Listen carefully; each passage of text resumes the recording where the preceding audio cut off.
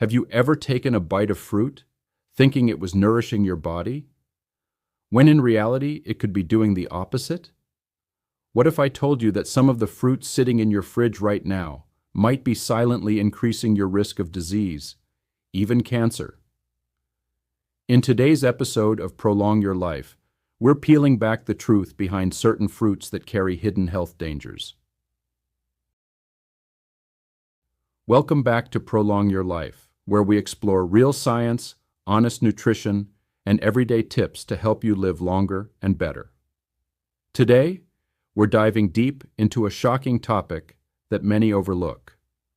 Fruits that, despite being nutritious, may be linked to cancer or other diseases due to how they are grown, stored, or processed.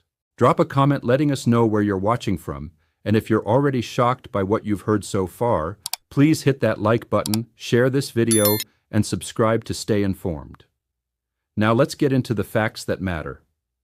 Let's begin with a problem that many people ignore or underestimate: moldy or spoiled fruit. At first glance, that slightly browned banana or overly soft pear might seem like a harmless snack or a perfect ingredient for your next smoothie. After all, we're taught not to waste food. But what if I told you that a little mold on fruit could be far more dangerous than it appears, and could even lead to cancer? When fruits start to spoil, they often develop soft spots, discoloration, or a fermented smell. This might be a sign of aging, but in many cases, it's also an indicator of fungal contamination.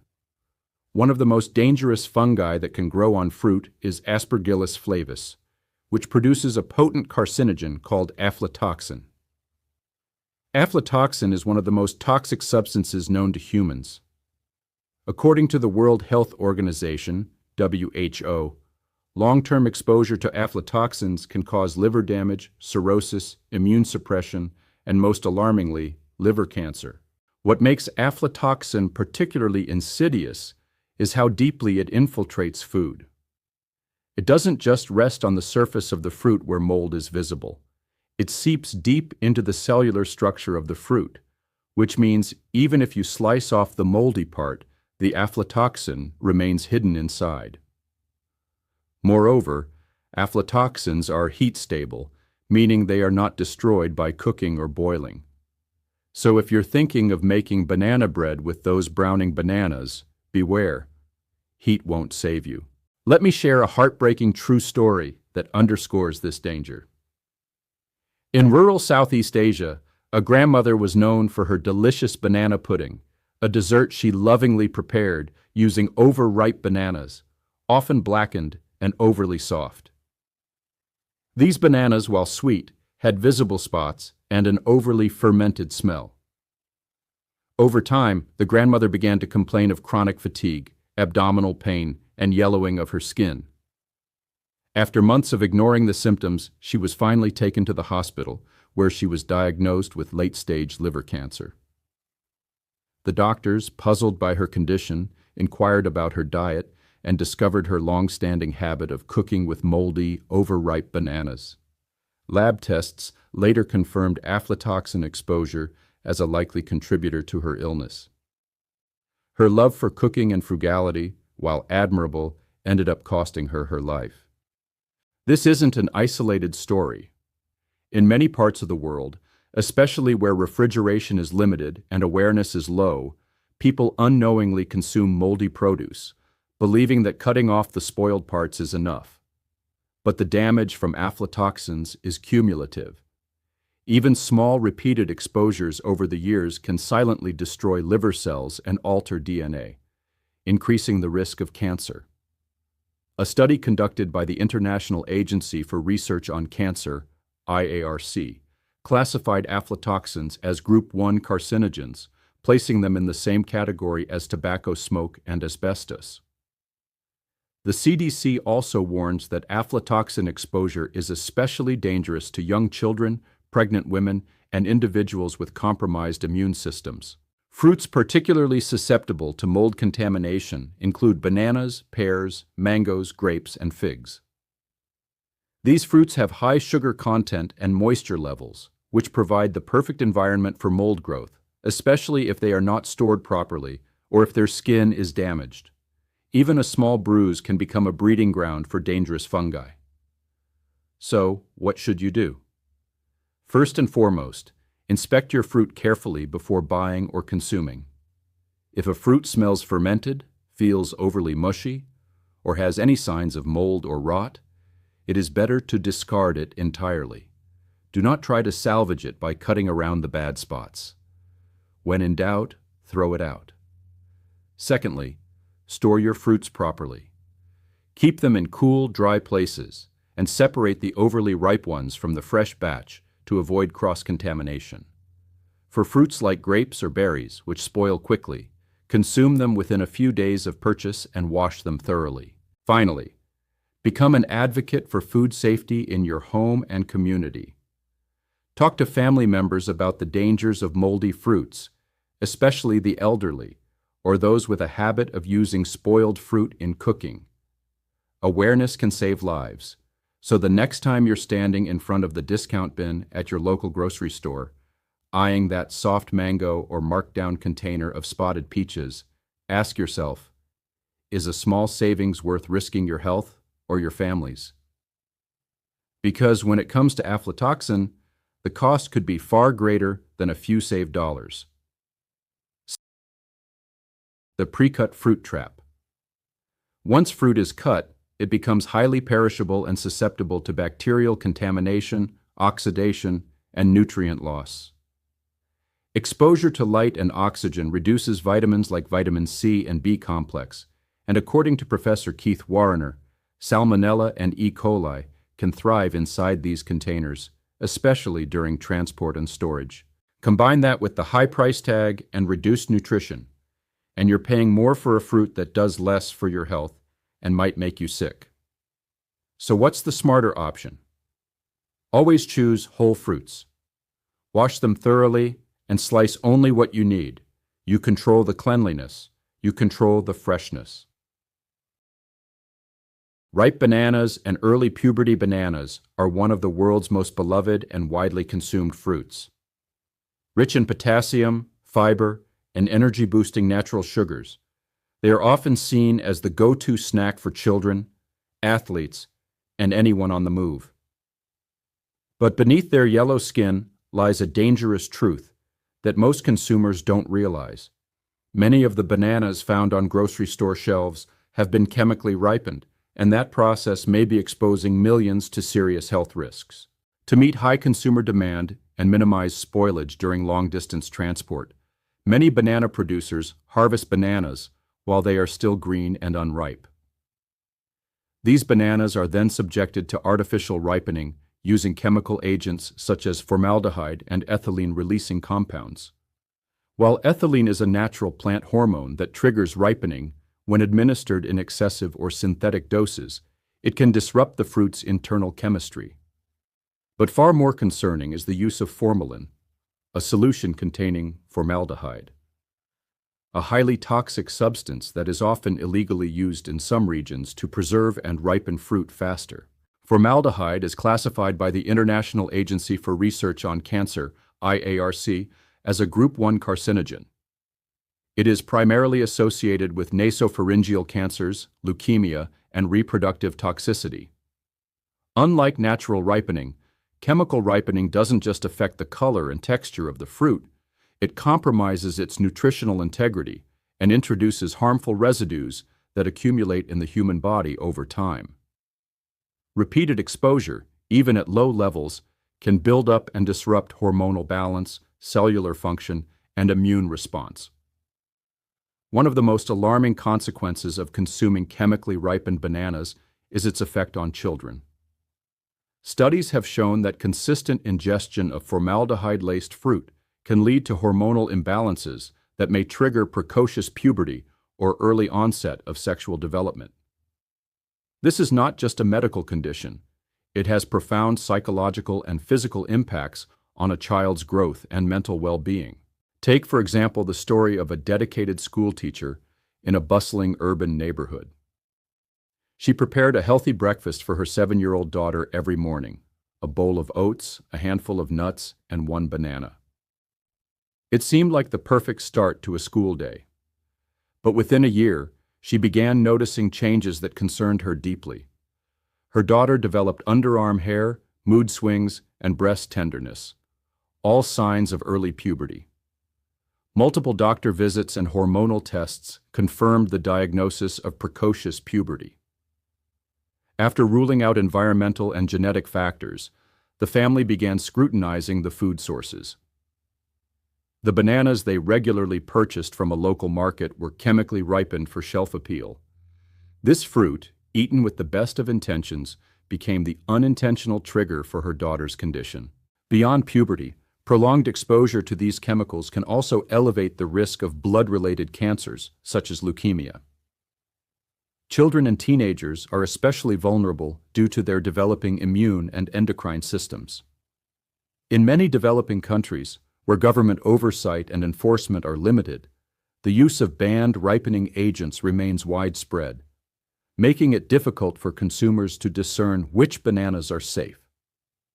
So what can you do to protect yourself and your family? First, learn to identify naturally ripened bananas. They typically have a slightly uneven skin tone, occasional brown spots, and ripen more slowly with a shorter shelf life. Artificially ripened bananas, on the other hand, often appear uniformly yellow with green tips and have a waxy texture. They may also lack the sweet aroma associated with natural ripening. Second, buy from trusted sources, such as organic or local farmers' markets where fruit is grown and ripened traditionally. If you're unsure, ask the seller how the fruit was ripened. An honest vendor will usually be transparent. Finally, advocate for food safety and awareness. Share this knowledge with friends, family, and especially parents of young children. Awareness is the first line of defense in reducing exposure to harmful food practices. So the next time you reach for that spotless, uniformly bright banana at the grocery store, pause and think. Is this fruit truly ripe, or is it ripened with something toxic? Choosing naturally ripened bananas may take a little more effort, but your body, especially your children's developing bodies, will thank you in the long run. Betel nut, a cancer time bomb. Let's shift to a fruit that's culturally accepted in many Asian regions, betel nut. Chewed in social rituals and sometimes combined with tobacco and lime, betel nut has long been associated with tradition. But the International Agency for Research on Cancer, IARC, classifies it as a Group 1 carcinogen. It has been definitively linked to oral cancer and esophageal cancer. Why? The abrasive chewing causes microscopic injuries inside the mouth, and the compounds arcaline and ericalin in the nut act as chemical irritants, worsening damage and increasing cancer risk. Worse still, many users feel energized after chewing, leading to frequent and habitual use. One heartbreaking case involves a farmer in India who chewed betel every day after lunch for 20 years. He ignored persistent ulcers until he was diagnosed with stage 4 oral cancer. He lost his ability to speak and eat before passing away. His family now speaks out to raise awareness. Cold fruits and nitrite poisoning. Cold fruit on a hot day sounds refreshing, doesn't it? But what you might not know is that refrigerating tropical fruits can lead to the production of nitrites, compounds that can convert into nitrosamines, which are carcinogenic. Fruits like watermelon, papaya, and pineapple don't respond well to cold temperatures. Instead of staying fresh, they undergo chemical changes. A 2019 food safety report from China warned that long refrigerated tropical fruit showed elevated nitrite levels and posed a health risk. So what can you do? Only refrigerate fruits when absolutely necessary and consume them as soon as possible after cutting. Store tropical fruits at room temperature when possible and avoid over-chilling. Waxed apples and blood cancer. Let's talk about apples. Have you ever picked up a shiny, polished apple and admired its picture-perfect skin? That glossy, waxy coating might make it look appealing and fresh, but beneath that shine can lie a hidden danger. one that has the potential to impact your health in very serious ways. Apples, like many fruits, naturally produce a thin layer of wax to protect their surface.